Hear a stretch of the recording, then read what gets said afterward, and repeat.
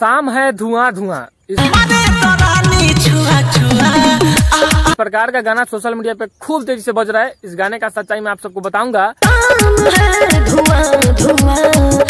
कि गाना किस प्रकार का है भाई, और सटा के मारा इस प्रकार का गाना। तो खैर बहुत ज्यादा बज रहा है, खूब ज्यादा ट्रेंड कर रहा है, लेकिन गाने का क्या कुछ सच्चाई है, किस प्रकार का गाना का मतलब लोग विरोध भी कर रहा है, गाने का लोग चोरी भी कर रहे हैं और कुछ लोग गाने की तारीफ भी कर रहे हैं। सबसे पहले मैं आप सबको बता दूं कि ये गाना आप सबको कैसा लगा, पहले वो बताइए, उसके बाद में हम इस गाने का रिव्यू आप सबको देंगे। सबसे पहले मैं आप सबको एक और बात बता दूं, अपने भोजपुरी इंडस्ट्री का खेसारी भैया हो, पवन भैया हो, नीलकमल भैया, चाहे भोजपुरी इंडस्ट्री के कोई भी कलाकार हो, किसी का एक गाना बजता है तो वो गाना लोग कॉपी करना स्टार्ट कर देते हैं।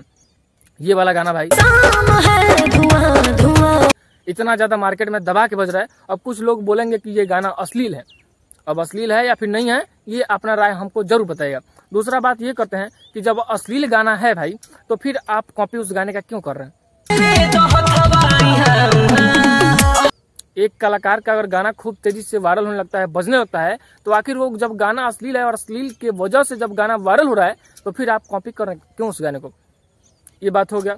फिर लोग विरोध भी कर रहे हैं, तो देखिए इस गाने का विरोध मत कीजिए, नहीं तो गाना है तो गाइए और मार्केट में खूब ज्यादा छा जाइए। इस वाले गाने के टॉपिक पे ना जाने कितना गाना रिलीज हो चुका है अभी तक, लेकिन सबसे पहला शायद गाना जिनका आया संजय पांडे इस प्रकार का सिंगर है, जिनका गाना अभी 35-36 नंबर पे इंस्टाग्राम पे ट्रेंड कर रहा है, जो कि आप लोग जाके देख भी सकते हैं।